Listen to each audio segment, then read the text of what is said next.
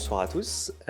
Du coup, moi, je m'appelle Bruno, je suis chef de clinique au sein du pôle de réanimation.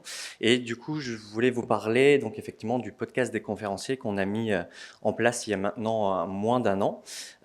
Pourquoi du coup finalement un podcast? Je vous cache pas que j'ai été inspiré en fait par l'exemple de la Société française de réanimation, de laquelle je fais partie depuis quelques années maintenant, où on a développé en fait un podcast depuis 2017 qui est à destinée des étudiants, enfin plutôt des internes et des jeunes médecins réanimateurs, avec un succès qui est relativement assez important puisque la SRLF a à peu près 1000 écoutes par podcast depuis plusieurs années maintenant, et quelque chose qui est plutôt très connu au sein des étudiants.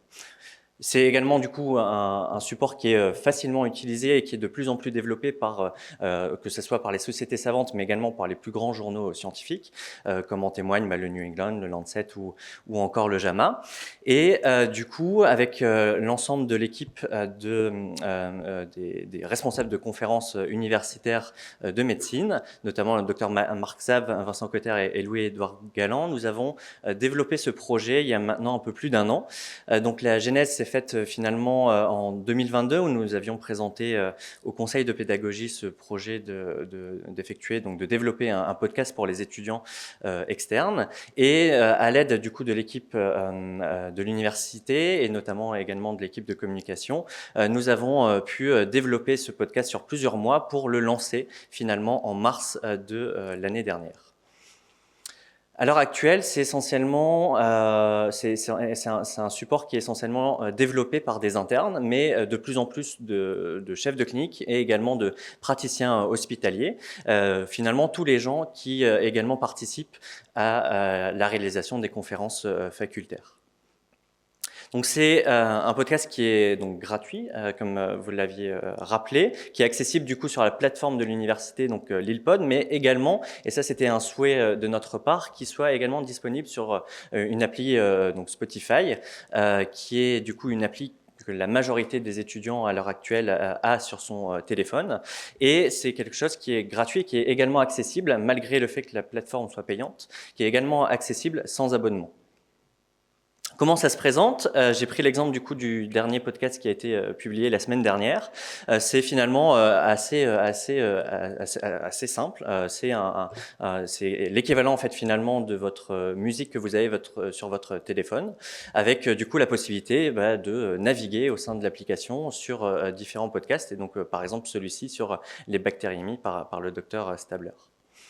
Les podcasts couvrent essentiellement des notions de rang A, donc les notions basiques qui sont demandées pour les épreuves d'EDN, parfois du rang B, et l'une des particularités, c'est qu'on essaie d'avoir un focus sur un point particulier en quelques minutes. Donc ici, voilà, je ne vais pas vous refaire la liste des podcasts qui sont disponibles, mais l'idée, c'est pas forcément de refaire le cours qui a déjà été fait, que ce soit à la faculté ou dans les livres d'enseignement, mais essayer de faire un focus sur un point qui est parfois mal compris par les étudiants.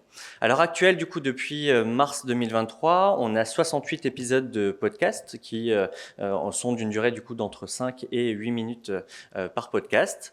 Les écoutes sont plutôt satisfaisantes puisque nous avons entre 150 et 500 écoutes par podcast, et donc on est plutôt satisfait parce que finalement c'est un support qui est écouté et de manière assez constante dans le temps.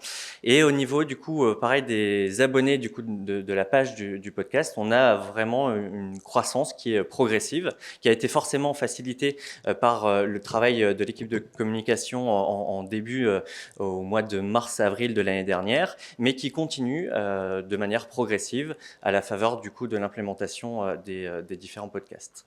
On a des statistiques qui sont également assez satisfaisantes puisqu'on a eu plus de 20 000 écoutes à l'heure actuelle sur ce podcast. Donc c'est des écoutes où les étudiants ont au moins écouté 60 secondes de chaque podcast, et avec du coup 2400 abonnés.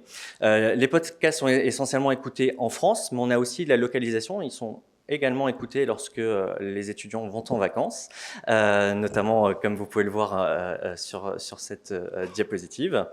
Et c'est quelque chose qui est également mis en avant par l'application. Et donc là, ici, j'ai pris une statistique qui s'appelle le nombre d'impressions sur les 30 derniers jours, c'est-à-dire le nombre de fois où finalement le podcast va apparaître dans l'application en fonction du coup